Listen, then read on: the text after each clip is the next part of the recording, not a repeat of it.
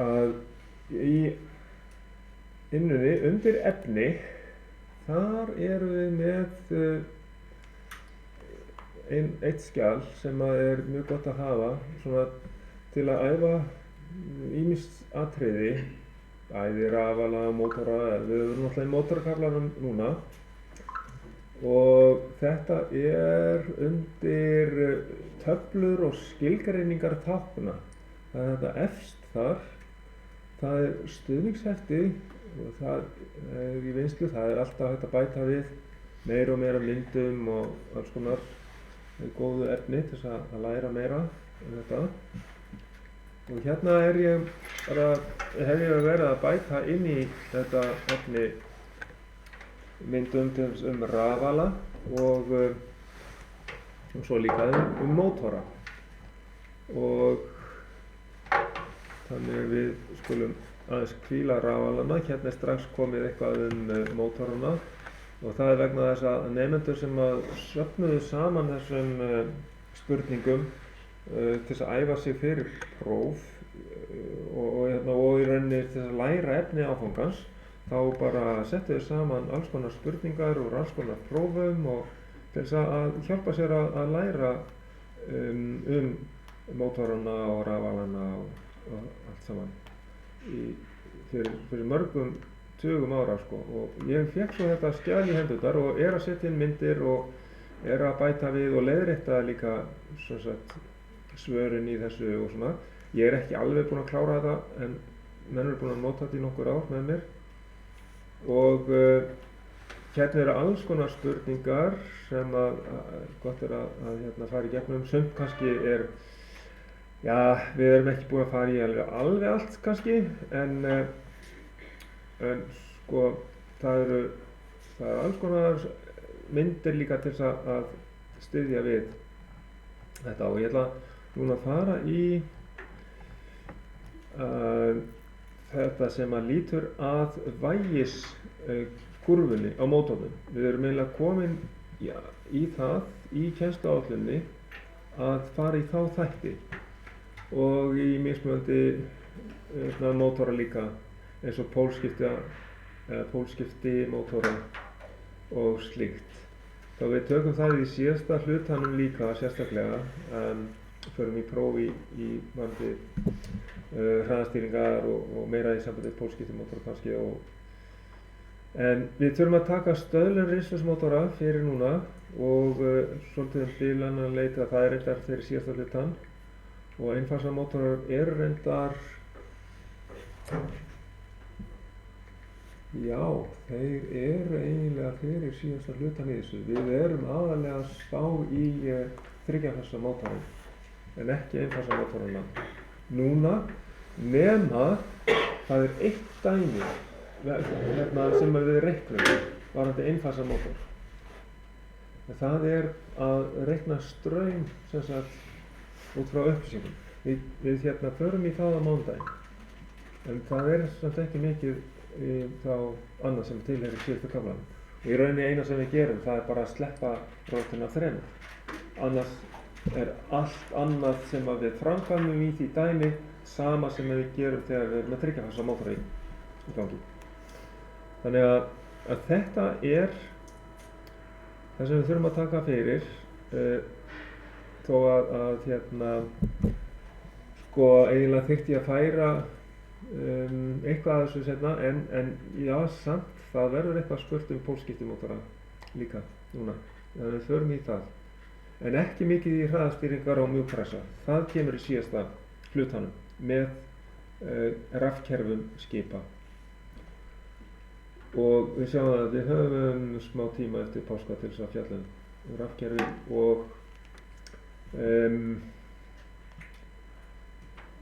já, eitthvað varðandi hraðastýringar og mjúkpressa, því að við tökum þær æfingar í rauninni að einhverju leyti þá. Svo förum við aftur í samfössun þar, vonandi, eða allavega að minnsta kosti í herminum, ef að hérna vélarnar eða ef að önnur vélin verður ekki komin í lag. En við höfum alltaf fasað saman út í vélarsalinn líka sko. Þannig að þá spurning að taka inn hérna bókina. Þannig að síðasta tíma þá vorum við að segja að það væru tvær kostir við ræsingu á sleiturhringjamótor, að það var tiltölulega jafnt snúningsvægi allan ræsiferilinn og það tiltölulega jöfn straumtaka allan ræsiferilinn. Ef við hefðum fleiri skref í ræsingunni, þá sjáum við að það ekki eins mikið hopp hérna á milli. Þá þetta bil, þetta stökk í strauminu, það minna.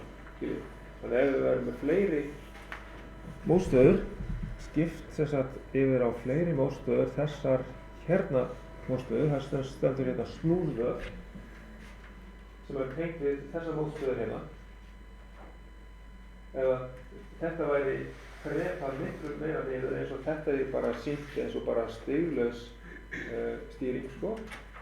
Þetta bara, þú bara með alveg helling af mótstöðum þarna, þannig að þú finnur eiginlega varla fyrir breytingu á straumnum. Hann byrjar í ræsingunni og svo verður hann eiginlega allan ræsiferilinn og segir að mótorinn er komin á fulla ferð, þá dettur straumurinn bara meira niður, sko. Þannig að straumtakan er tiltölulega jafn allan ræsiferilinn og þetta þið vitið að þessi mótorar eru notaðir í krana, eða voru rosalega mikið notaðir í krana náður. Það sem það hefur tekið við að þessu eitthvað skammhljómsmótorar eða permanentmagnetmótorar, PM-mótorar sem með sísegul í snúnum og bara venjulegt sátur og þá eru það hraðastýrðir. Ég allavega hafa verið með með bara venjulega skammhljómsmótora því að við notum bara þá hraðastýringar í staðinn. Og það kannski hugsanlega það ódýrari lausn. Þessir náttúrulega eru svolítið flóknar í byggingu, sleiturhringjamótorarnir. En munurinn á þessu hérna, þið sjáu að þetta svona vægið, það ekkert ólíkt, svakalega ólíkt, og en straumurinn, hann talsvert frá bröðin, því sem við erum í venjulegum skammhljómsmótor, sem þá hérna, sjá, þar það, hérna, sjáu. Að vægið, þetta nú líka kannski ekki alveg svona venjulegasti mótorinn kannski sem við sjáum á markaðnum í dag, en það oft sko að ræsivægið jafnvel sko 2,4 sinnum málvægið. En hérna hérna ræsivægið reyndar undir málvæginu, sjáum það hérna. Á vægiskúrfunni, sko. En þessi mótor getur líka alveg verið til, það alveg hugsanlegt. En þá sjáum við að við erum með 3 staði sem við þurfum að vera tilbúin til að geta merkt inn á prófi út frá upplýsingum frá framleiðanda. Og við sjáum til dæmis með ræsistrauminn, hann kannski ekki alveg 6-faldur, en hann svona 3-faldur málstrauminn. Við sjáum mál hérna. Það kannski ekki nóg stórt fyrir ykkur. Sjáu þetta svona. Hvað ásagnir? Hvað á? Straumurinn og vægið, torkið, lóðrétt. Og snúningshraðinn lárétt. Já, mjög góð spurning. Því að samfasasnúningshraðinn, sem sagt NS, hann lengst til hægri. Hérna, ef við værum tökum bara mjög algenga mótora sem við erum að nota hérna inni hjá okkur, þeir eru 4 pólar, eða 2 pólbörg, þá þetta hérna snúningshraðinn, NS, samfasasnúningshraðinn, 1500 snúningshraðar á mínútu. við erum með tíðna 50 sinnum 60 deilt með pólpara fjöldarum sem eru 2, þannig að 3000 deilt með 2, 15.000 það er hérna. Svo vorum við að mæla í Ólafsvoginni, það var ekkert aflag á mótunum, en hann varð að snúast aðeins hægar og þá er það hérna, endið. Þetta er, við reyndar við fullt aflag, en við hérna, þið sjáum hvað er rosalega lítið bil hérna á milli.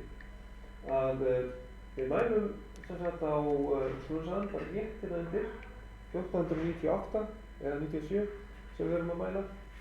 Þannig að skrikurinn í snúningum á mínútu er í raun bara 2 snúningar eða 3. Og þá hérna aukum við síðan álæg. Það bremsast niður ásinn á mótunum og við það snýst mótorinn hægar og þá erum við konið í hérna, já, við getum bremsað hans þá niður í málvægi. Það er bara þessi hluti sem hann er að vinna á. Það er mjög stutt svið, rauninni, já, það er mjög lítið breyting í rauninni í snúsa, sem er bara hið besta mál. Besta hafans er bara næst sem hans snúsa hana.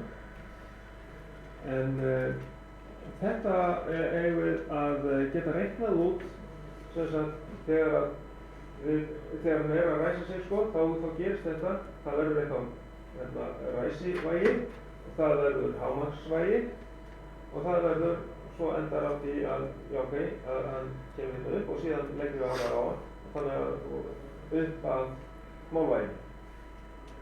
Málvægi til dæmis, við annarkvæmt fá að gefið, eða þurfum að lesa út úr upplýsingar frá framleiðanda, hvað málvægi er. Eða við þurfum bara að reikna út frá því sem stendur á mótunum, því að málvægi er ekki gefið, ekki stiplað á mótunum. En eins og við reiknum út í einni æfingunni sem var 4 kW mótor, það var eitthvað 26 Nm sem fengum það. Og upplýsingarnar hámarksvægið, það kemur þá fram í töflu. Og þá ætlum ég að fara yfir í skjalið sem að er með upplýsingarnar frá framleiðendum.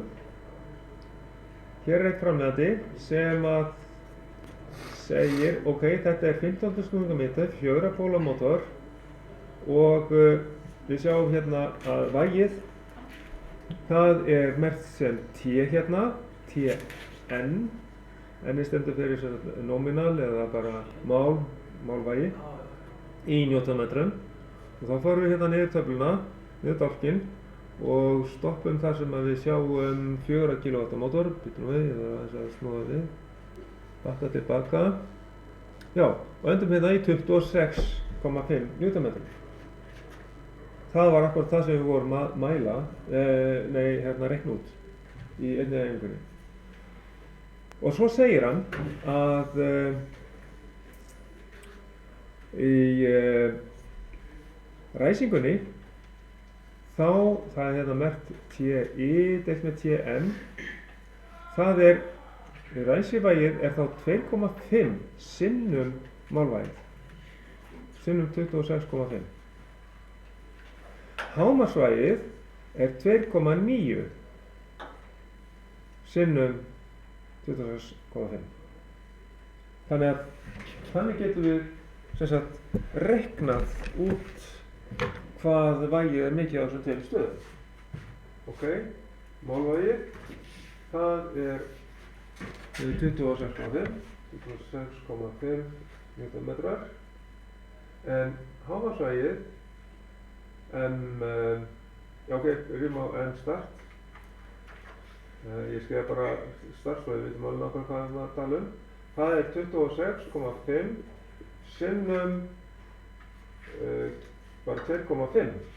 Já, oft er það 2,4 á minimótorum. En síðan er það M max, getum við skrifað. Það er hámarksvægið. Og þá er það 26,5 sinnum var ekki 2,9. Já, og þá finnum við þessa staði á kúrfunni, hérna. Blessaður, velkomin. Og það getum við merkt þetta inn. Sko, og já, ok, ég get merkt það hérna inn á, en ég þurfti að gera það inn á, ég ætla að setja þetta bara svona. Svo ég skrifa inn á skjalið. Þannig að hér er hámarksvægi. Það er kannski hafa þetta annan lit. Þetta er hámarksvægi hérna og þá getur maður, já, hérna er ræsivægi, þannig að í prófinu á fimmtudaginn í næstu viku þá fáið þið svona mynd og þeir að kunna að merkja hvar er ræsivægi, hvar er hámarksvægi og hvar er málvægi og merkja það inn á myndina. Ég man ekki hvort það átti að setja eitthvað út af strömmnum, það er ekki víst. En nei, ég held að hann er í rauninni, af því hann er bara mikill í byrjun, svo minnkar hann niður, þá þarf ekkert að vesenast með strömmnum. Heldur að þið þekki þessa staði á vægiskúrfunni. Og til dæmis með 4 kW mótor, hann er 26,5 Newtonmetrar og hérna hámarksvægið, já ok, fyrst byrjum á ræsivæginu. Þá erum við með stöðulinn 2,5 í töflunni. Það er 26,5 sinnum 2,5. Hvað fáum við út af því? Hvað er þá ræsivægið samkvæmt þessum 4 kW mótor? Já, 26,5 sinnum 2,5. Það eru, þá merkið þið við í prófinu 66,25. Það væri þá hérna.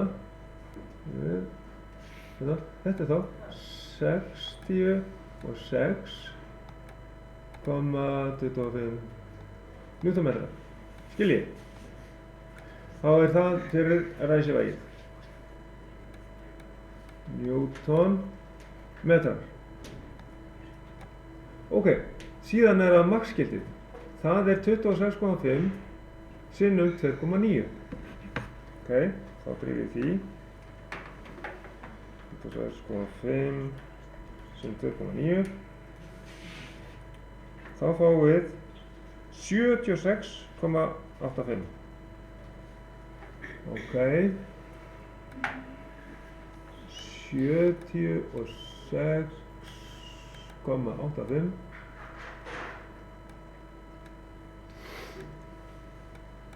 Newtonmetrar. Ok.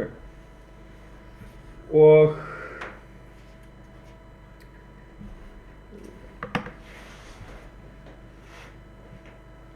þá hérna sjáum við líka sko að hérna þegar að við erum með mótor sem að hérna er 26,5 Newtonmetrar að ef við til dæmis værum með stjörnuþrýstsræsingu á svona mótor að þá má hann ekki vera meira lestaður heldur en 50% í byrjuninni og það er vegna þess að ræsivægið það náttúrulega fellur niður í 1/3 vegna þess að straumurinn fellur niður í 1/3 miðað við strauminn í beinni ræsingu. Þetta er beinræsing sem við erum að sjá hérna. Þetta er þríhyrningstenging, getur við sagt, já. Og eða hérna full spenna sem sagt þó að það væri stjörntenging og við gætum verið með beina ræsingu ef við erum með bara hærri spennu og þá bara hámarksspennu á hvert vað, sko. Það skiptir í rauninni ekki máli hvort við erum með það í þrýstengingu eða stöðutengingu, það er bara að vera strax full spenna á fasavöðunum og þá tekur hann og gefur þetta ræsivægi og þannig að hérna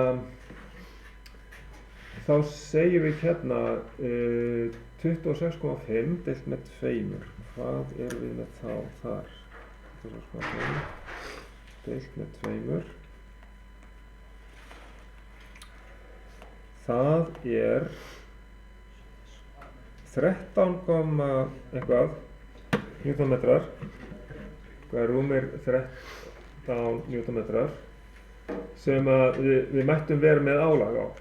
Ef við segjum svo, ok, hvernig passar þetta við þennan mótor? Getur hann sett í gang álag sem að er 50% á þessum mótor sem er rúm 13 newtonmetrar. Hann þarf náttúrulega að vera með aðeins meira vægi til þess að komast, snúðisvægi til þess að komast að stað. 66,25 deilt með hverju? Deilt með 3, það fellur niður í 1/3. Við höfum að stjórnum þrýstingrænsa. Sko spurningin er það, hvað fellur ræsivægið niður í mikið? Fellur það niður í 13? Niður í hvað mikið fellur það? Það fellur alveg niður í 22 newtonmetrar. Þannig að, ok, þannig að við höfum smá bil þarna 13 upp í 22. Þannig að þetta er ekkert svo rosalega langt frá lagi að til þess að koma mótornum örglega af stað á stjörnutengingu, þá má ekki lesta mikið meira heldur en 50%. Þannig að átakið er rúmir 13 newtonmetrar en mótorinn gefur okkur 22 newtonmetrar. Þannig að þetta sleppur.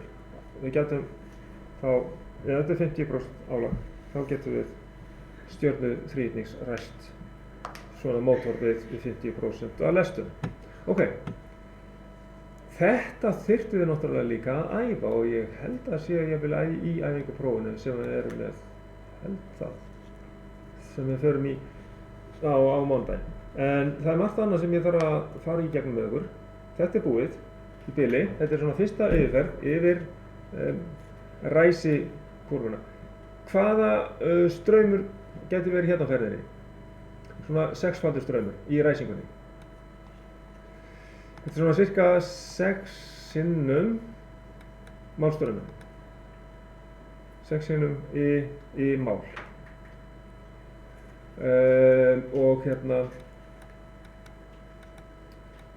í mál. Við ætlum að tékka á því hvað segir framleiðandi. Það er hérna 4 kW og við erum hérna með straumur, málstraumur fyrir mótorinn er hérna 4 kW, hérna það er 8,2 ampere á. Stendur í Jú, svo er það hlutfallið hérna í start, mér sést að það sé lítið S hérna. Ég reyna að stækka þetta meira. Úps, það gerist eitthvað. Datt á milli síða, hérna. Að þetta er eiginlega í S hérna, aftur gerist þetta. Hérna. Í S deilt með í N. Þetta er sem hlutfallið milli ræsistraumsins og málstraumsins. Hversu mörgum sinnum meiri er ræsistraumurinn miðað við málstrauminn? Hann er, segir hann hérna, hann er 7 sinnum meiri eða ekki. Þú hvað er 4 kW mótorinn? Við erum komin út úr línunni. Það er aðeins svo mikið stækkun á þessu. Hvar er, ég veit ekki að fara hérna til vinstri. Já, hérna er komið með kilowattin inn í þetta. Þá fer ég hérna, segja hann ekki 7? Já, við sjáum það, hérna 8,2 ampere og 7-faldur ræsistraumur. Þannig að í þessum mótor sem við erum að tala um hérna, þá er þetta ekki alveg rétt hjá mér. Sko, já, ég var með þetta í annarri þessa hérna, síðu. Þá er þetta ekki 6 sinnum, heldur 7 sinnum. Ok. þetta er 7 sinnum mótor. Þannig að þess vegna segir í bókinni að svona meðalstór mótor, að ræsistraumur meðalstórs skammhlaups er svona 6 til 7-faldur málstraumur. Þessar upplýsingar koma frá framleiðanda og við erum líka að mæla þetta. Þegar við festum mótorinn alveg, þess að 4 kW mótor, þá erum við að mæla þetta svona 17 ampere. Þá eru þau bara stanslaust í gangi vegna þess að mótorinn er fastur. Og það er rauninni ræsistraumur í stjörnunni. En þá erum við að deila með 3 í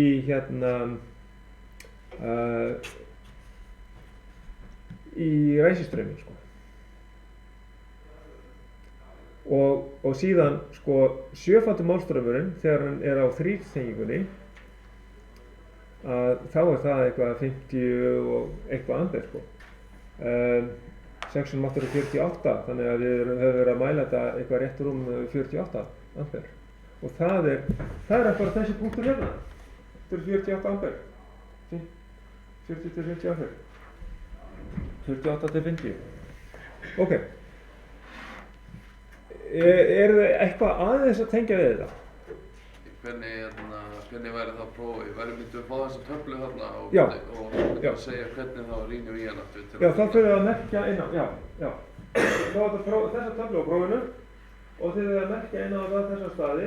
Það er ræsivægi, málvægi og hámarksvægi, maksvægi. Já. Og þú myndi að segja á prófinu hverja kílóvatta mótor er það? Já, ég myndi bara að segja hvað hann er stór. Sér maður það þarna? Það er þessum í listanum hérna. Það er dottið út fyrir.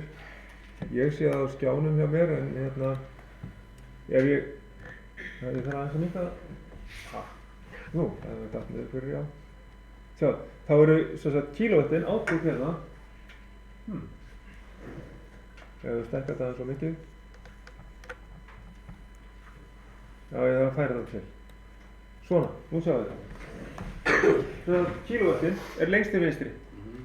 Og ég bið einhvern ákveðinn mótor og bið ykkur að merkja ræsivægið og reikna það út líka og merkja það inn á myndina, setja tölgítið þar og þeim er ég skrifa málvægið sinnum talan sem kemur fram í listanum allt í lagi og svo skrifa hann niðurstöðuna, markfalda það saman og skrifa hann á blaðið, það er allt í fínu lagi. Eins og ég skrifaði bara töluna því það er svo erfitt að skrifa á það. Og hérna er það 4 kW mótorinn og þá erum við með vægið hérna, T, nominal, málvægið, það er 26,1 og kannski er taflan ekki með þennan dálk, það er sumar töflur sem ekki með þessum dálki og þá þurfum við að reikna þetta málvægi út frá kílóvattunum. Ég bara man þetta ekki, hvort að taflan í prófunu er með þetta eða ekki.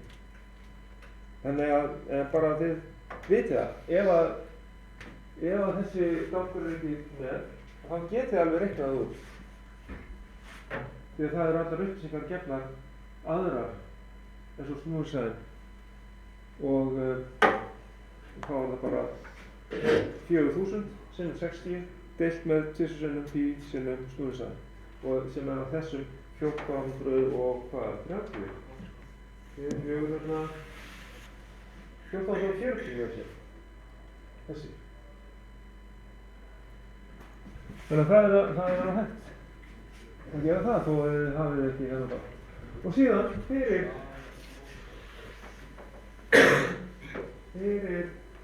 ræsivægið þá er það merkt sem sagt að það sést ekki alveg eftir uppi, það er þessi næsti dálkur til hliðar 2,5 sinnum málvægið, það er ræsivægið og síðan þið sjáum að stöðullinn sem er hærri það er náttúrulega bara auðvitað fyrir maxið, já.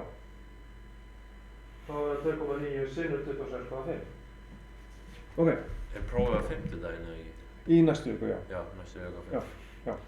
Ok. Málvægi er bara álagslaust. Við fullt álag. Við fullt álag, sko. Já. Sko, þannig að hérna ef við skoðum vægikúruna, þegar er ekkert álag, þá snúningshraði svona mjög nálægt í að vera bara mesti snúningshraði sem getur náð, 1498 eða svoleiðis, rétt undir 1500 snúningum og mál, það er það vægi sem að mótorinn getur gengið alveg svakalega lengi. Bara eiginlega þangað til að bara leigutan gefa sig. Því að þá er allt í lagi með sátrið og allt annað. En síðan, fyrir ekki hérna á ég ætla að benda á þennan bók hérna. Þetta er mál vægið. En síðan ef það eykst, þegar átakið á hann, þá er hann ekkert farin að gefa eftir fyrir hann er að koma yfir markið. Og á þessu bili hérna, þá kannski myndi það einhvers staðar bara að slá út yfirráðsvörnin eftir bara talsverðan tíma, fyrir eftir hvað yfirálag er mikið á honum. Því allt fyrir ofan mál álagið hérna, sem að getur verið 26 Nm við 4 kW mótor. Þannig því kannski 30 Nm hérna, að þá bara eftir einhvern x langan tíma þá slær yfirálagsvörnin út stýrirásinni. Það dettur út segulrófið. Mótorinn fer út. Og af því að við erum að tala líka um þetta með útslátt á yfirálagsvörn, þá er rosa gott að bakka hérna í stjörnu 3-ræsinguna sem að einhverjir eru búnir með og við höfum verið að spá í líka, að það er þetta hérna að hvað þurfum við að stilla yfirálagsvörnina á hérna þegar hún er inni í fasastraum mótorsins. Tökum mótorinn sem við vorum með í höndunum, við vorum með 8,2 ampere sem hann tekur við fullt álag. Í þríhyrningstengingu, hvernig reiknum við fasastrauminn? Er það ekki svo sami? Það er í stjörnunni. Já, ok. Þá var það deilt með rótuna 3. Alveg rétt, deilt með rótuna 3. Og þannig að við megum ekki stilla þessa yfirálagsvörnin ekki er á 8,2 ampere, þá myndi mótorinn brenna, alveg pottþétt, ef hann lendir fyrir yfirálagi. Okay? Ef yfirálagsvörnin er staðsett hérna, kannski bara strax eftir öryggin, það er nú oft þannig, það byrjaði öryggin, þetta er skamhlaups-vörnin, við þurfum að vera með skamhlaups-vörn og við höfum að yfirálagsvörn. Hún er líka oft staðsett hér, en bara hún er fyrir minni straum og kannski ódýrari og þess vegna þetta nota líka á markaðanum. En þetta er kannski ekkert alveg heppilegasta aðferðin en hérna, ok, það er kannski aðeins dýrara það hérna og stilla 8,2 ampere hérna fyrir framan allt saman, þá er hún ekki í fasastraumum, hún er í aðalstraumum. En ef hún er hérna, þá er hann rétt hjá þér, að þá þurfum við að segja aðalstraumurinn 8,2 deilt með rótina 3 og þá fáum við fasastrauminn og á þann straum stillum við hana, það er einhvers staðar rétt í kringum 5 ampere, kannski rétt undir 5 ampere, 4,8 eða 4,9 ampere. Og þá ver hún mótorinn fyrir ofmiklum straum. Þetta er eitthvað sem þið þurfum að vera tilbúin að svara á prófum. Ok, sjáumst. Þannig að, og svo líka þetta, í hvaða röð koma þessi segulrófar inn?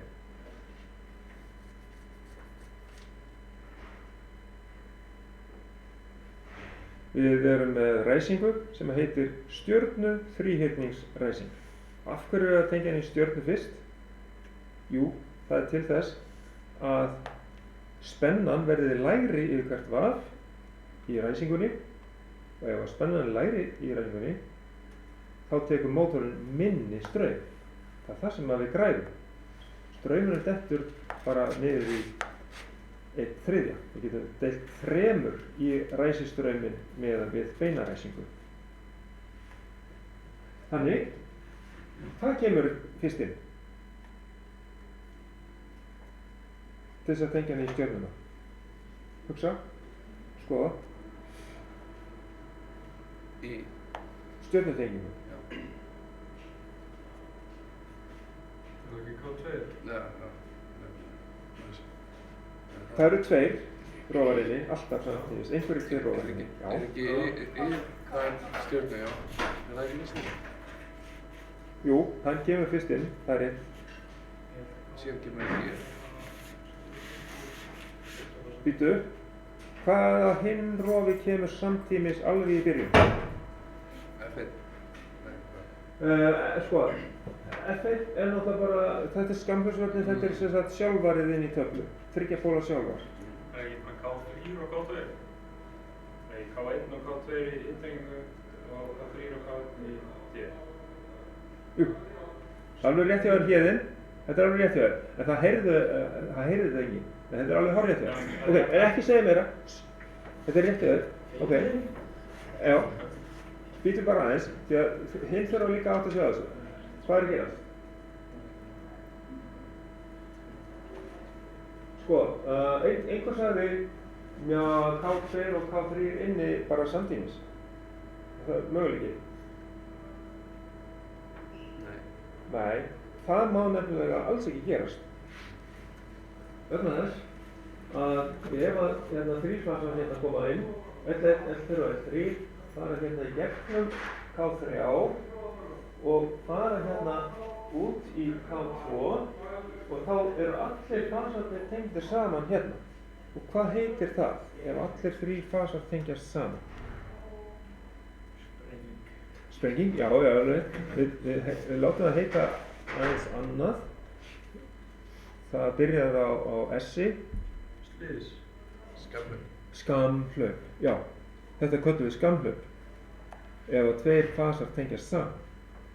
En af hverju þá í lagi ef að K2 er bara inni, er það ekki líka skamhlaup? Hann er að skamhlaupa 2x1, nei, 2x2 segir. U2 og V2. Hann verður að gera það, það eru skinnurnar sem að gera það. Ef hann væri fastur í stjörnu, þá myndi þær gera það. En nú kemur segurófinn, snertaði segurófinn, í staðið fyrir skinnurnar, fastur, inn í mótornum. Þetta er alveg bráðsniðug lausn að gera þetta bara hún sjálflaust, með segurófinn. Þannig að hann býr til, K2 býr til stjörnutenginguna. Með því að tengja saman neðri tengingarnar á vögunum og þá síðan þá er sem sagt K1 alveg rétt hjá Kjeðni að K1 og K2 koma inn samtímis fyrst. Þess að allir fasarnir verða að koma inn á U1, V1 og 2x2. Auðvitað má þetta vera snúa öfugt líka, skiptir ekki máli, en bara oftast sem þetta er teiknað upp þannig. En fáum fasarnir gegnum höfuðrófan, við kallum K1 höfuðrófa og fara inn á U1, V1 og 2x2. Og síðan það skiptist á David síðan í K3 þegar ræsingin á því staðar. Alveg rétt. En þá þarf K2 að fara út fyrst. Hann, sko, útfallstíminn á þeim snertum verður að vera styttri þegar hann verður að vera komin út heldur en það að til þess að verða ekki skamhlaup. Og það er oftast sko settur tímalið þarna í tímalöðunum reyndar þetta gerst reyndar þannig að hann fellur út og þegar hann er komin út þá tengir hann eina snertu sem að gefur samband inn á K3. Þannig að K3 byrjar ekki að draga, byrjar ekki að fara inn fyrir en að K2 er farin út. Þannig er hægt að koma í veg fyrir þessu bara með svona mekanist með snertum sjálf. Já, mekanist og rammarslega líka með snertum. Þannig að K2 gefur samband inn á K3 þegar að tímaliðin tekur út K2 þegar að stjörnutíminn er liðinn. Ok, ég var að skrifa þetta upp á töflu. Í hvaða röð þetta gerist, eða kannski ég Þetta nokkuð skrifað hérna fyrir það. Nú datt ég nú alveg fremst í skjalið þetta. Það að gerast. Hérna er það. K1 og K2 inn í stjörnu, stjörnutengingu. Síðan fer K2 út og K3 kemur inn í þrítengingu. K1 er inn í allan tíma. Höfuðrofinn er inn í allan tíma. K1. Ok? Þannig að stuttasvarið sem þið getið sett á prófið er það bara reynilega hvernig fer þessi stjörnuþrísreising sjálfur fram. Það segir bara þetta K1 plus K2 inn. Svo segir kannski bara skástrykk eða eitthvað svoleiðis og þá segir K2 út og K3 inn. Ég geti bætt við þetta kannski þá stjarnan K3 inn og þá er komin í 3. Þetta er stuttasvarið ykkar og virkar. Þetta er gert af því að það minni orku í þrítengingu. Það minna ræsir straum? Já, straumina. Já, þá ef þú ert með veikt rafkerfi á bakvið að þá skiptir það svolítið miklu máli að minnka ræsistrauma á stórum mótorum. Því að rafalnir þeir geta líka bara að hægja á snúrsaðans með að þeir eru að ná fullu afli aftur og það munar rosalega miklu að fara í stjörnutengingu fyrst heldur en að vera að beinræsa og setja þegar strax fulla spennu á það. Þá kóðnar þetta kerfið ennþá meira við þú fær ennþá minna ljós á perurnar til dæmis þegar það gerist. Þá virkilega kemur svona daufari lýsing sko. Það verða allir varir við að ef þú setur stóran mótor í gang á veiku kerfi. Það kemur það aðeins mýkra inn. Já, líka mýkra inn, það er rétt hjá þér. Já. Kannski að segja að þessi minni spenna og straumur Já. á Stjörnu. Sagði ekki einhvern tímann að væri samt meiri spenna á öðru og svo Nei, það er þá líka minni straumur. Er það meiri spenna? Nei sko, já, ef þú ert að tala tengingarnar á mótorunum, það er alveg hárrétt hjá þér að þá erum við að tala ef að mótor er tengdur í stjörnu, þá erum við með fasastraumin. En þá er hann í rauninni beinræstur sko í stjörnu vegna þess að þá er spennan það há, hún er fasaspennan sinnum rótina 3. Þegar við getum tekið bara til dæmi að mótor sem að þolir að vera í þrítengingu við 3230 V kerfi þá þurfum við bara að teikna upp og ég held að það er einhvers staðar teikningar af þryggjafasa og stjörnu og já, það er einhvers staðar neðar. Það er gott að hafa það fyrir fram að sig. Það sé einhvers staðar varðandi tengingar, ég rakst á það einhvers staðar. Eða var það bara í bókinni? Það gæti líka hafa verið í bókinni. Já, tjekkum bara aðeins á þessu í bókinni. Er þessi blærur á? Þetta er inn á, þið eigið þetta. Já, við Þið erum komin með þetta. Þetta er undir efni. Og hérna er það. Hérna er þetta einhvers staðar í þessu hér. Ég ætla að reyna að finna þetta. Og eru sömu reikningar verða á þessu prófi og hinu prófi? Já, það er meira svona að reikna straum, taka mótorsins og svoleiðis. Og vægi og slíkt. Verður æfingapróf? Já. Ég fer í æfingaprófið á mánudaginn. Já.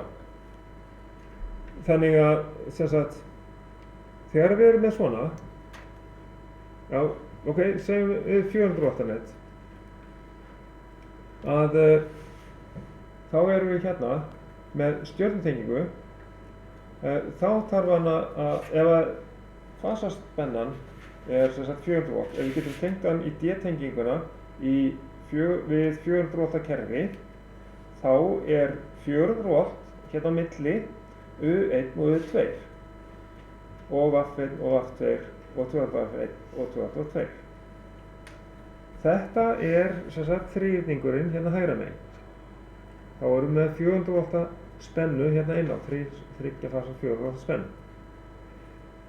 Ef að rafkerfið væri þriggja fasa 690 volt, þá getum við samt nota þennan mótor. En þá stjörnutengjum við hann bara. Og þá verður sami fasastraumur hérna og fasastraumurinn var við þríhyrningstenginguna vegna þess að fasastraumurinn í þríhyrningstengingunni var heildarstraumurinn deilt með rótina 3. Hérna erum við með meiri heildarstraum við lægri spennum inn á mótorinn. Það er bara þetta sem er aðeins að ruglast hjá þér, eða þú ert með annað tilfelli þar sem að við erum með hærri kerfisspennu heldur en að væri kannski hægt fyrir stjörnu þríhyrningsræsingu. Við gætum ekki stjörnu þríhyrningsræst þennan mótor við 690 volta spennu vegna þess að 400 voltin væru lægri spennumerkingin á mótornum. Kerfisspennan og lægri spennumerking mótorsins verður að vera sama spenna. Til dæmis þessu tilfelli 400 volt. Verður að vera 400 volt. En ef við erum með 690 volta kerfi, við getum samt notað þennan mótor og við getum beinræst hann. Bara að setja hann beint í gang. Og hann fær nákvæmlega sömu spennu á sig þá, því að spennan verður ekki 690 volt yfir hvert VAF. Nei, hún verður 690 deilt með rótina 3. Það myndi alveg sama gerast ef þetta væri 400 volta kerfi hérna megin, vinstra megin og mótorinn þyldi ekki nema 230 volt. Að þá væri allt í lagi að setja 400 volta kerfispennu hérna á vinstra megin og mótorinn tengdur í stjörnu og hann er merktur sem sagt 230/400 volt og það þýðir það í 400 voltunum má tengja hann í stjörnu. Hann þolir það við 3400 volta kerfi. Það er ok. En straumurinn í sem sagt stjörnutengingunni er sami sem sagt fasastraumurinn og heildarstraumurinn. Og það er sami sem sagt fasastraumur og var í þríhyrningstengingunni. Við erum með 690 volt milli L1, 2 og L3 og L3 og L1, allstað 690 volt. Og við sjáum það á merkiskiltinu á mótornum. Þar er merkt inn á hvaða straumur er fyrir hvaða spennu. Þannig að fasaspennan kemur þar fram sem er, og líka fasastraumurinn ætlaði að segja. Fasastraumurinn kemur það fram vegna þess að það er lægri straummerkingin á mótornum. Það er einhverjar 2 straummerkingar, lægri straummerkingin er fasastraumurinn. Og þá er það, lægri straummerkingin er þá straumurinn við hærri spennuna, stjörnutenginguna. Er þetta svona aðeins að fara að komast til skila? Maður þarf að pæla í þessu, fara í gegnum þetta nokkru sinnum áður maður fer að botna eitthvað pínlítið í þessu. Bara að fara oft í gegnum þetta. Ok, gott mál. Þá förum við í næst bara pólskiptimótora. Það er bara gott að við gátum farið þessi í spennumerkingarnar og það saman. Ég er alltaf ræst þríhyrning. Nei, ræst í stjörnu. Í stjörnum Já, ef þú nefndir það. Og það er síðan þríhyrning, er alltaf gert öfur. Nei, sko, þú getur verið með fleiri ræsiaðferðir eins og spenna. Sem sagt spennisræsingu. Þá bara setur þú lægri spennu inn á mótorinn fyrst. Svo bara gefur inn á spennin, sem sagt, já, frá spenni inn á mótorinn, bara hærri spennu, í þrepum, skilur við. Það er gert líka þannig, að til þess að fá lægri spennu. Ok, og líka mjúkræsin, soft start. Mjúkræsin er kassi, þar eru við með 3, sem sagt, 6 týrstóra. 6 týrstóra, þannig að við erum að klippa á riðbylgjuna. Við lækkum spennuna niður til þess að minnka ræsistrauminn. Það er alltaf þetta í stjörnuþrýstingsræsingunni eða spennisræsing, eða ræsing mótors með spenni, eða í mjúkræsi, soft start. Þá erum við alltaf þessi sama aðferð, sameiginleg með öllum þessum aðferðum, öllum þessum tengingum, ræsi aðferðum. Það er það, við lækkum spennuna til þess að minnka ræsi strauminn. Þið getið alveg treyst í að þetta er pottþétt. Svona, lækkum spennuna, þannig verður ræsistraumurinn minni. Þetta er stjörnuþrýstings. Og þá förum við næst í pólskipti mótora. Rennum aðeins í gegnum þá. Og það kemur hérna, pólskiptir skálmhjólsmótorar. Þeir eru svona aðallega með í tveimur útfærslum.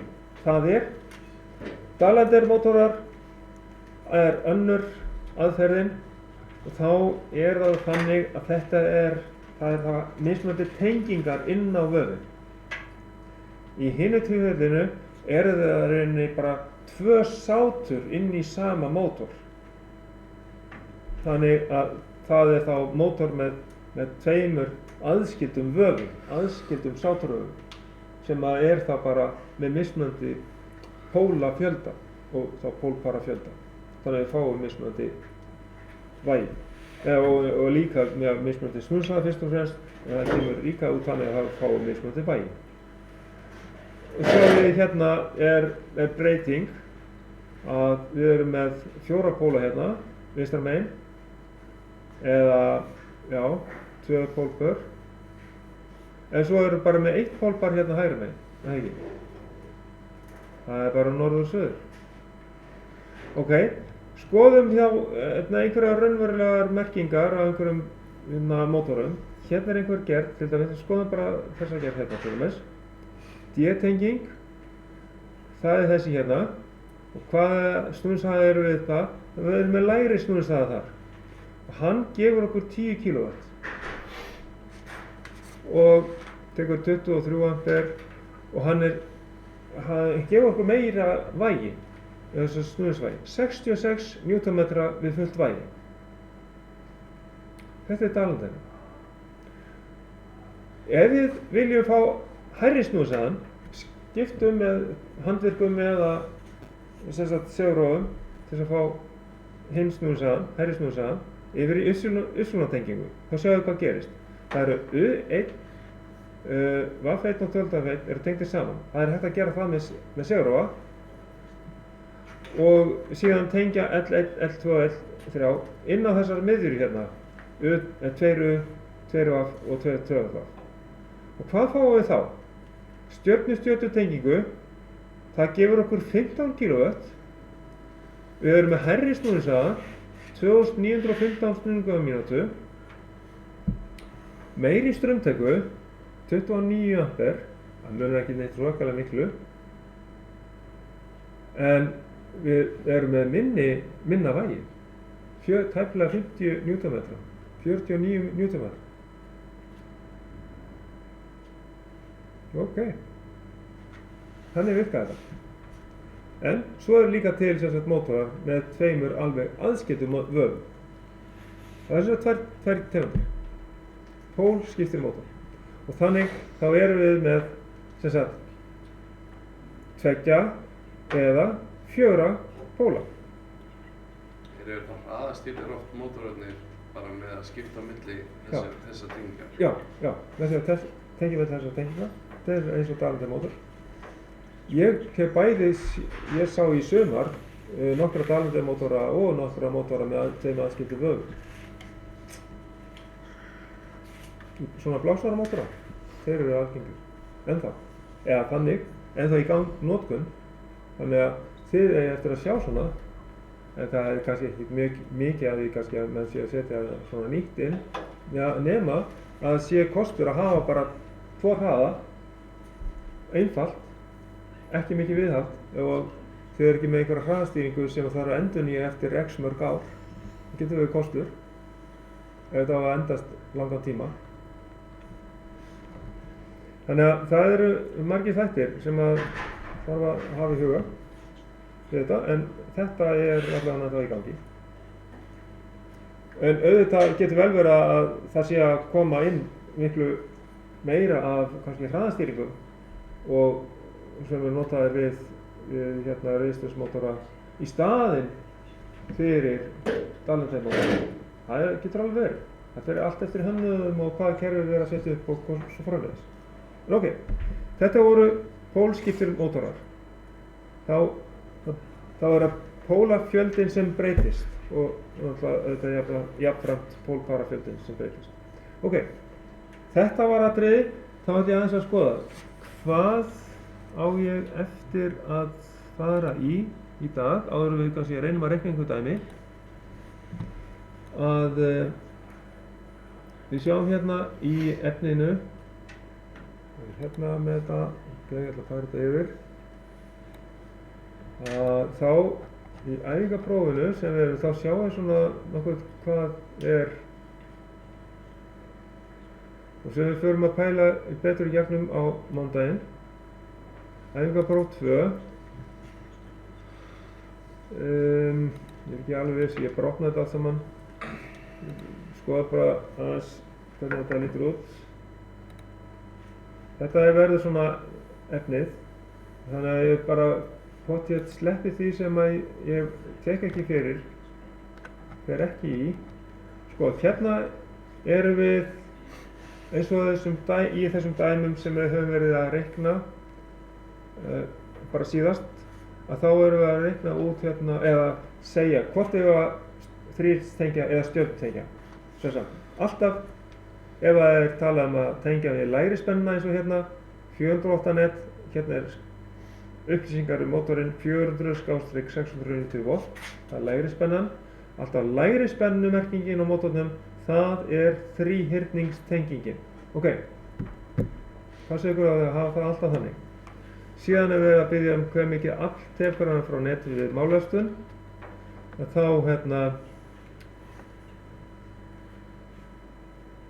þurfum við að reikna með formúlunni, þryggjafasa formúlunni. Það er rótina 3 sinnum spenna, U, sinnum I, straumurinn, sinnum raunafstöðunin, cos-phi, og það er allt gefið upp hérna, 0,83 hérna, og við æfum okkur á þessu prófi hérna, næst.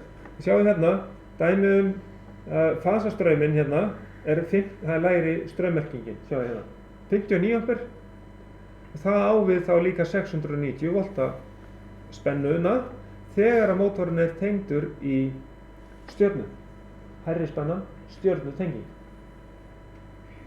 Þá er 59 ampera fasastraumur sami og aðalstraumurinn, bara sami straumur. En í þríhyrningstengingunni þá erum við með 400 volta spennu og við erum með heildarstrauminn þar, fasastrauminn 59 ampere sinnum rótina 3. Og þá fáum við út 102. Prófa að reikna þetta út. Hvað svo er þetta í? 59 sinnum, já. Ertu búinn að opna þetta æfingapróf? Já, ég var að opna þetta. Er þetta æfingapróf 1? 2. Prófa að slökkva og kveikja vinnunni hjá þér. 59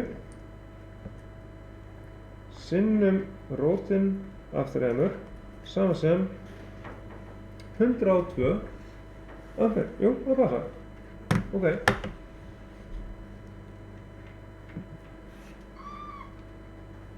Og hérna, svo er bara hvert væri ræsivægi þessa mótors við stjörnurýsræsingu ef hlutfallið, vægi start á móti væginu, málvæginu væri 2,8. Og þá er bara að reikna út fyrst málvægið og margfalda sinnum 2,8. Þá ættum við að fá þessu til þeirra. En þetta æfið ykkur á að gera og það eru bara tölur hérna sem að séu og þið reynið að finna út hvaða aðferð þið notið til að reikna þetta út, sko. Og síðan eru bara fleiri svona dæmi og svo bara annað dæmi þarna, einhver mótor sem að þarf að fara að fá í hérna spennu tenginguna. Og hérna erum við með, það er spurt hérna, teiknaði tengimynd mótorsins við 690 V net og sjáðu ég hef verið að taka hérna einhverja mynd sem að er vitlaust merkt þarna hjá mér í þessu svari. Sjáðu hvað villan er.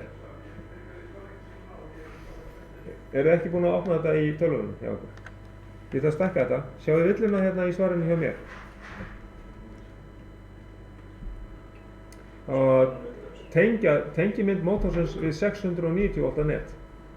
Hver er þá fasaspennan? Það var ekki 690. Ha? Það var ekki 690. Nei. Það er afturöflast. Já. Það var 690. Sko við erum að tala um, sko aðalspennan er 690 V inn á mótorinn. Milli þessa aðalpóla hérna, L1 fara inn á U1, vatt1 og 2,1 á mótorinn. En þessi hérna, 2,2, U2 og vatt2 tengjast saman. Þá er aftanur spenna frá þeim punkti sem er sýnt hérna og út í fasan. Innkomandi fasan. Hérna frá og í stjörnutenginguna þá erum við með aðalspennuna 690 V deilt með rótina 3. Þá fáum við þá spennu hérna. Hérna eru 690 V, hérna eru spennan miklu lægri. Hvað er hún hérna? 690 til með rótina 3. 690 deilt með rótina 3, já, alveg rétt, já. En ef þetta væri þrímingstenging, þá væri fasaspennan? Já, sama og aðalspennan, alveg rétt. 398. Já, það er í rauninni faktískt 400 V. Já, þannig að standardmerkingin er 690 V, eða 400/690 V þegar við byrjum að segja þrístenginguna. Þess að mótorinn þolir fasaspennan er þá 400 V. Og það villan hérna er þessi spennumerking hér. Af því ég hérna afritaði þetta bara, ég sagði bara kópi hérna og bara einhverja mynd sem var stjörnutenging. Þetta er villan. Þið gerir ekki greið fyrir því. Þetta er vitlaus spenna. Ekki láta það rugla ykkur. Þetta er ekki spenna fyrir 400. Þarna ætti að standa 400 V. Nákvæmlega. Ok. Ég bara að reyna að finna út að þið vitið alveg nákvæmlega hvað þið eru að fara út í, sko. Og að þið skilja þetta. Og hérna síðan er bara verið að reikna út eins og þið hefur verið að gera, skrikuinn og alls konar svona dæmi og afl út og fulla lestum. Þetta er ýmis dæmi sem við höfum verið að gera og reikna aftur á mynd. Þetta er eitthvað sem við æfum okkur í á mánudaginn. Og svo líka þetta hérna, þetta er vægisporan sem við erum búin að fara í og þið merkið þessa 3 stafi og þetta er bara vægið. Það var ekkert sýnt hérna neitt straumurinn. Honum er sleppt í þessari mynd. Þannig að þið bara merkið inn á þessa mynd. Ræsivægið, lengst til vinstri, hámarksvægið, hérna í hámarkinu og síðan málvægið hérna. Það er hérna rétt undir næsta snúðisaðan. Ok? Og hérna þannig að hér er verið að útskýra að MS deilt með MM það er fyrir ræsivægið og max deilt með MN það er fyrir hámarksvægið. Og þá sýnt það hérna fyrir neðan þessa dálka. Ef við verðum að skoða 4 kV mótorinn þá er það hérna og svo fer það hérna niður þennan dálk. Þetta er svona start, þetta er ræsi. Þetta er svolítið öðruvísi merkt hjá þeim, sko. Þess vegna erum við að merkja hérna fyrir ræsivægið, MS deilt með MN. Og svo hinn dálkurinn til hægri er þá Mmax deilt með MN. Verður með þessa töflu í prófinu? Já, þessi tafla kemur í prófinu. Ég held að það sé nákvæmlega þessi. Þannig að þá lesum við út úr þeim mótor sem við fáum uppgefin í dæminu, í prófinu, í kílóvattum. Það er gefið ákveðið kílóvatt og þá þurfum við að fara í þá línu. Og hérna er snúningshraðinn til dæmis fyrst og síðan er talað nýtni, ég held sé ekkert verið að ná í það. Raunafstuðl er hérna gefin líka, hámarksstraumur og síðan er hérna, margföldun, sem sagt margfaldi ræsistraumsins, 7 sinnum 8,2. Síðan erum við með torkið, það er sem sagt vægið, snúningsvægið, 26,5 hérna til dæmis og 2,5 sem við vorum að skoða áðan fyrir þess að margfalda það sinnum málvægið, 26,5 til að fá ræsivægið, það var 2,5 fyrst og svo 2,9 var hámarksvægið sinnum 26,5. Það var reiknuð það út. Og svo er ekkert meira sem við þurfum úr þessu töflu. En bara, svo er þetta, næsta hérna, sem getur verið svolítið trikki fyrir ykkur að átta ykkur á. Hvert væri ræsivægi 45 kW mótors í stjörnutengingu miðað við stjörnuþríhyrningsræsingu, samkvæmt mynd 22. Þetta væri 45 kW mótor. Hvað er 45 kW mótor? Hann er hérna. Ég farið með hann hérna. 45 kW. Hvað er ræsivægið á honum í stjörnu? Það er verið að spyrja það hérna. Hvert væri ræsivægi 45 kW mótors í stjörnu? Ef við værum með stjörnuþríhyrningsræsingu til lífi. Ok, fyrst er að komast að því, hvað er málvægið? Jú, það er þessi tala hérna, 290 Newtonmetrar. Ok, þá skrifum við það niður og síðan ræsivægið er 2,4 sinnum það, sinnum málvægið. 2,4 sinnum 290. Það er við beina ræsingu, fulla spennu og allt. En við hefum að svara þessu við stjörnutenginguna. Það lækkar spenna niður, þannig að straumurinn hann fer niður í 1/3. Þá fer líka þetta vægið niður í 1/3. Þess vegna deilum við hérna með 3. Ok, deilum með 3 í útgáman hérna og fáum 232 Newtonmetra.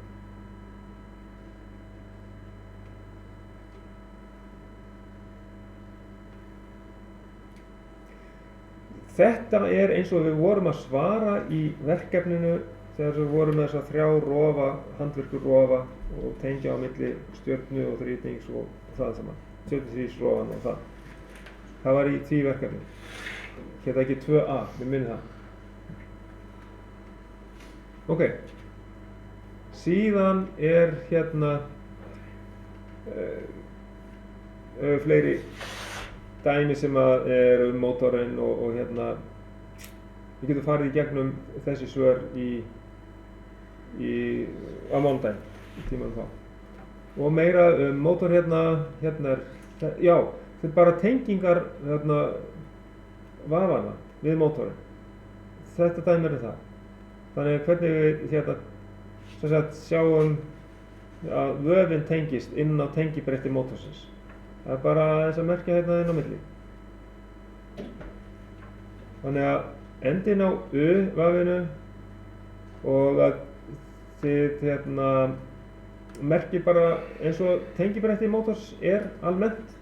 Þið æfið ykkur að þið bara tekna upp tengibrettið og sýna til dæmis eins og myndin var sem ég var að sýna ykkur úr bókinni. Þar sem að vöfin voru sýnd bara hérna á ská en nú voru vöfin tekin hérna aðeins út fyrir. Það er nákvæmlega sama myndin. Bara æfið ykkur að gera þetta. Og þá var bara verið að biðja þetta í þessum liðum hérna. Og eitt þá verður að spyrja líka hvernig á að tengja þennan mótor sem er merktur 490 volt ef hann á að tengjast við 400 volta net. Og þá þurfum við að tengja hann í þríhyrning svo hann skili fullu afli, skiljið. Það er svo sem allt í lagi. Það væri hægt að tengja hann í stjörnu, hann myndi ekki brenna, en hann myndi ekki skila. Já, það fer náttúrulega eftir í hvað álag, hann verður náttúrulega líka grútmáttlaus. Þannig að það passar ekki að tengja hann í stjörnu. Þannig að þetta væri of lág spenna fyrir stjörnuna. Þetta er akkurat rétta spennan fyrir þríhyrningin. Þannig að við verðum að tengja hann samkvæmt merkingunni á honum. 400 volt er lægri spennan. Og það er sama á kerfisspennan. Og 400 voltinn, lægri spennan hérna, á við þríhyrningstenginguna. Þá bara tengjum við hann í þríhyrning og þá getum við notað hann við 400 volta kerfi. Og svo væri hægt að tengja hann í stjörnu við 690 volta kerfi. Tryggja fasa. Ok? Þetta er eitthvað sem við höfum að pæla í og læra hægt og rólega. Ok, síðan líka spurning hérna, hvernig breytast eirtöpin í mótornum? Þá erum við með þessa formúlu sem við erum mjög fljótlega að endurtaka og nota í næstu áföngum, alveg í 400, 500 áföngunum, 4, 5 og 6 og 7 áföngunum, þetta afltapið. Það er að þegar við aukning á straumnum í öðru veldi, þá það eykst aflið, það eykst með straumnum í öðru veldi. Þannig að þetta gildir í rauninni allar rafvélar. Þessi formúla, hún gildir við þetta. Hvernig að eirtöpin breytast. Þá endilega farið þið að skrifa upp þessa formúlu. Hún kemur okkur til góða mjög mikið í næstu áfangum. Við erum alltaf að nota hana. Og svo hvernig breytist fasvíshornjá frá álagsljósi í fullt álag að fasvíshornið, það minnkar þegar álagið eykst. Það nálgast raunafsuðlindin, nálgast fer nær 1, fer upp í kannski 0,8 eitthvað slíkt. Og síðan varðandi pólskiptaskaflsmótora, hérna er einhver spurning pólskiptaskaflsmótora. Við erum með á mótor með 2 hröðum og í hvaða 2 flokka skiptast það sem við vorum að fara yfir áðan. Það er annars vegar dælandi mótor og mótor með 2 aðskildu vöfum og það er svo sem ekkert mikið meira sem er að spyrja ykkur út þetta, bara einföldustu atriðin, mikilvægustu atriðin og síðan 3 ræsiaðferðir á einfasa. Já, við þurfum eiginlega að fara aðeins í einfasa skamhljómsmótorinn. Það er að biðja 3 ræsiaðferðir á einfasa skamhljómsmótorinn. Það er eins gott að ég tekka að þessu. Við förum í það. Og hvaða mismunurinn á skuggapólsmótor og alströmsmótor varðandi uppbyggingu, tengingu og notkun? Já, við þurfum að fara aðeins í þessa mótora. Hvað er klukkan? 12. Ok, það sleppur. Því að síðast nei, ekki alveg síðast með þannig. Þá er ég að láta ykkur reikna út straumtöku á einfasa mótor. Og við æfum okkur á því á mánudaginn. Svo ætla ég bara að tékka því. Svo bara spurningar úr verklegu æfingunum. Og bara að þið vitið af því að stjörnuþrísræsing og mjúkræsing eru 2 aðgengar aðferðir til þess að draga úr ræsistraumi þriggja-fasa mótors og það sem að eiga sameiginlegt þessar aðferðir, það er það að lækka spennuna í ræsingunni. Spenna í ræsingu höfð minni. Og svo var þetta spurningi sem við vorum að færa yfir áðan. Í hvaða röð koma segurófarnir inn? Þetta er þarna líka.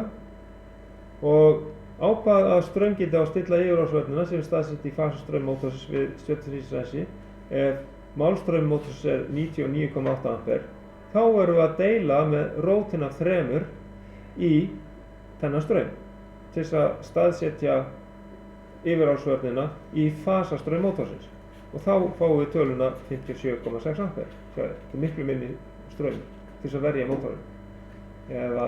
Þá er hérna yfirráðsvörnin F2 staðsett hérna í fasastraum. Ok. Og síðan bara fleiri spurningar úr hérna þessu. Að það er til dæmis hvað hefur mótor marga póla ef hann snýst 970 snúninga við fullt álag. Og þá þurfum við að segja, ok, þetta er rétt undir 1000 snúningum og við 1000 snúninga þá erum við með 6 póla. Því að það er verið að biðja hérna fjölda póla. Hve marga póla er mótorinn. Þannig að þið getur líka nota formúluna til þess að finna út úr þessu. Bara tala sem næst þessum pólafjölda sem þetta hleypur á, þá bara finnið þið út þessa tölu. Svo er bara tilgangur með sögurófunum, seimur, færibandið og svo aðeins. Þannig að eina sem að svo kom bara formúlunar. Þetta er bara varandi færibandið, við skoðum þetta betur á mándaginn. En það sem ég á eftir að fara í gegnum er aðeins varðandi einfasa mótora tegundir, bara þessar einföldu, það er skammhjólsmótorinn, það er ræsiaðferðirnar þar og hvar var þetta? Var þetta framar en hvar voru þessar spurningar? Aðeins aftar. Auktöpin, fasvíks, pólskiptir, í hvaða rokka, 3 ræsi, hérna ferðilega. 3 ræsiaferðir á einfasa skammhjólsmótor. Já, drífum okkur í það. Sko. Nú þurfum við að fara í kaflan einfasa mótorana. Hann er hérna dálítið aftarlega. Hann er hérna. Og þá erum við með þessar 2 myndir hérna sem að sýna okkur 2 aðferðir við að ræsa. Það er þéttisræsing, það er þessi hérna til vinstri. Það þýðir það að við raðtengjum þétti við hjálparvaf. Í einfasa mótor eru 2 vöf, það er aðalvaf og hjálparvaf. Hann fær bara fasa og 0 inn á sig. Þess vegna er hann innfasa. Og í gegnum hjálparvafsrásina er straumurinn tekinn í gegnum miðflota afls snertu. Það þýðir það, þegar mótorinn fer af stað, þá er svona miðflota afl, það er klossi sem að spennist út á móti gormi. Og þá breytir, þegar mótorinn er kominn á ferð, þá breytir snertan stöðu, hún rífur strauminn að hjálparvafinum, þannig að það dettur út. Og þetta er ræsiaðferð þannig að þéttirinn, raðtengdur við hjálparvafið, það gefur okkur gott fasvik á milli straumana í aðalvafi og hjálparvafi. Og það bil 90 til 100 gráður fasa munur á straumi í aðalvafi og hjálparvafi gefur okkur gott ræsivægi. Þannig ríkur mótorinn í gang. Og við erum með svona einfasa mótorinn í stofu, þetta prófið í æfingu. Það er fyrsta aðferðin sem er nefnd hérna, þéttisræsing. Síðan er það í kæliskápunum. Þar er þessi liðaræsing oftast notuð. Þá þegar við setjum straum á pressum mótorinn, þá dregur það mikið straum hérna aðalvafið. Þá segulmagnsspólan dregur að sér snertuna sem að tengir hjálparvafið í smá stund til þess að koma mótornum í gang. Mótorinn fer í gang og þá minnkar, þegar mótorinn er komin í gang, þá minnkar straumurinn í aðalvafinu. Og þá sleppir spólan snertunni og þá þurfum við ekki lengur hjálparvafið til þess að halda mótornum í gangi. Mótorinn gengur á aðalvafinu, alveg eins og hinn hérna til vinstri. Þá gengur hann á aðalvafinu.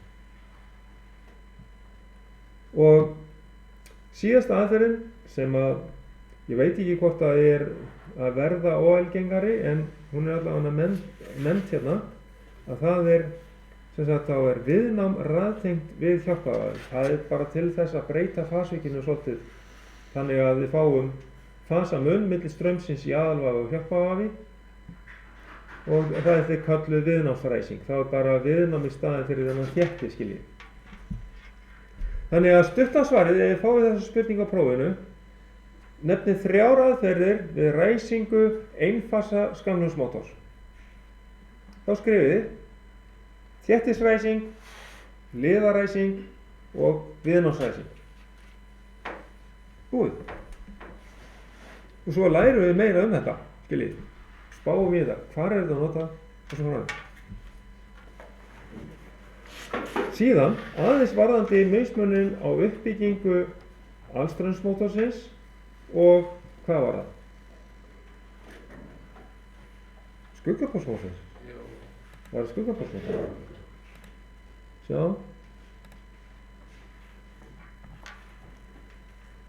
Skuggapólsmótors og alstraumsmótors. Já. Skoðum það aðeins.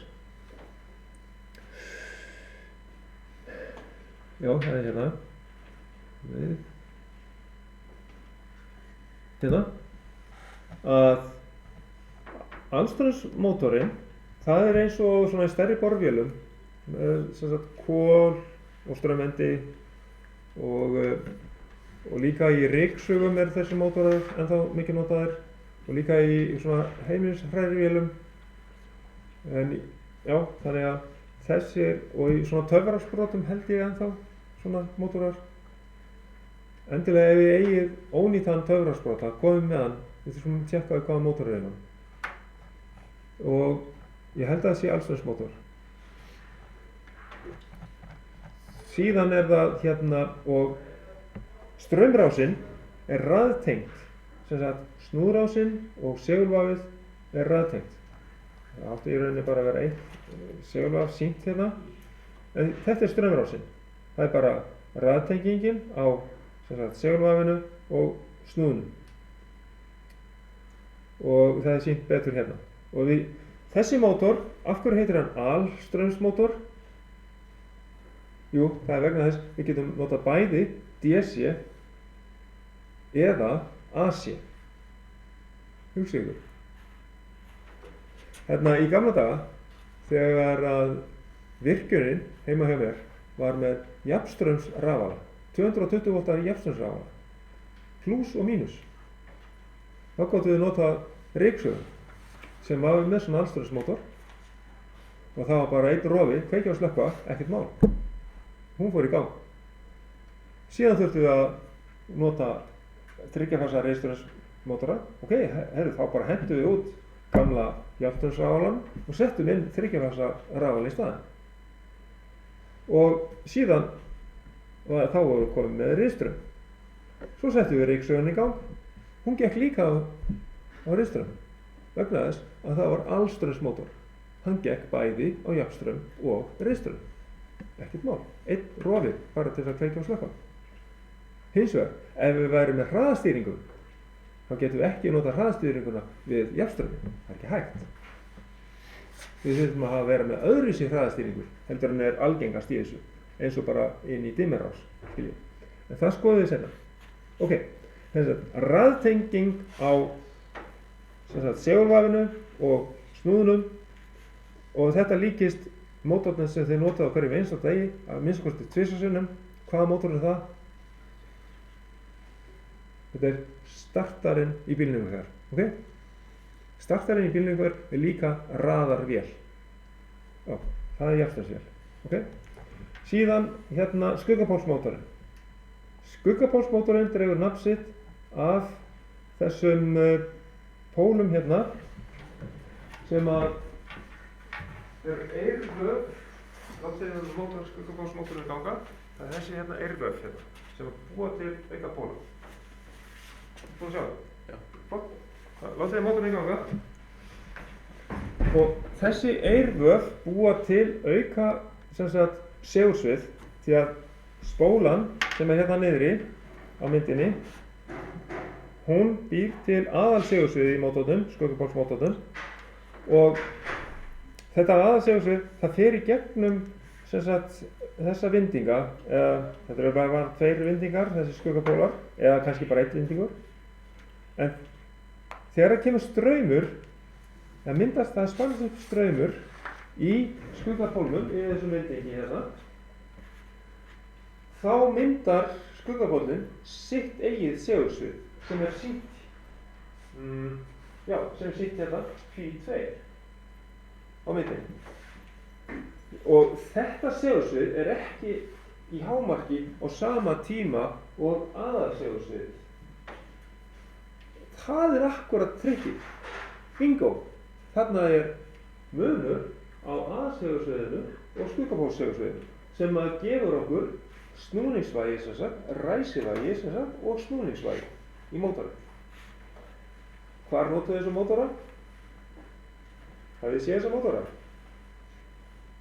Jú, þið hljóta að séu nokkuð. Ef þið eruð að opna þvottavélina með stóru trónunni, gáið undir þvottavélina og sjáu svona mótor. Þetta er dælumótorinn í öllum þvottavélum, enn þann dag í dag. Hann lítur út svona. Það er kannski búið að loka það meira af með plasti og dótið sko, en þeir vinna nákvæmlega á þessu. Þannig að þetta er munurinn á þessu mótorinn. Hérna er náttúrulega engin straumvendir eða neitt og þessi kannski jafnvel aðeins aflminni almennt því að þetta eru bara svona smá dælur og litlar viftur sem þessi mótorinn notaður í. Svo að þarna er bara tenging við eina spólu. En í alstraumsmótornum þá er þetta raðtengt sem sagt segulvafið við snúrásina og þar þurfum við að skipta kol þegar það er búið. Hafið þið skipt kol í borvél? Nei, ekki ennþá. Það kemur að því að það er alstraumsmótor og með kol og straumvendi og það slitnar allt saman, endar á því að eyðileggjast. Það er ákveðið viðhald. Þannig að þessi hérna, hann er eiginlega, það er ekkert viðhald í þessu mótor. Hún er bara komið fyrir í þvottavélinni og að yfirleitt endast út aldur vélarinnar, 20 ár. Kannski. Minnsta kosti. Ok, þetta er það efni sem ég þurfti að fara yfir með ykkur. Þannig að þá sem sagt skammhleyptur, já og snúðurinn, ég var ekki búinn að segja að það er skammhleyptur snúður í skuggapólsmótornum. Ég sáu það kannski þegar mótorinn var látinn ganga. Það er sem sagt aðalvaf og skuggapólsvaf. Þetta er varðandi byggingur á þeim. Og aðalvafið er tengt riðspennu. Og þetta er notað í smádælur og litlar viftur.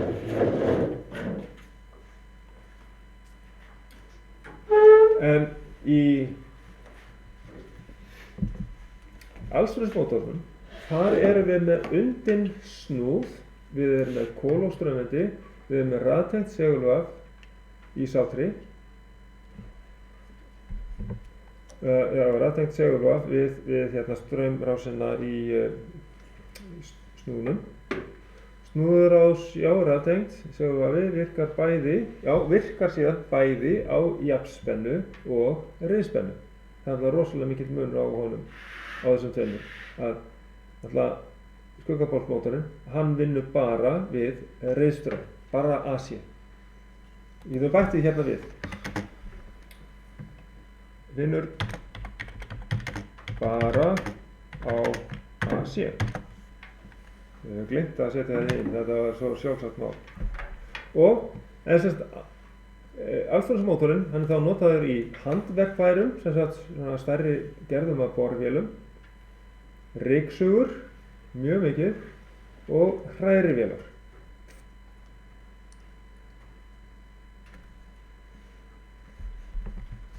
Ok, síðan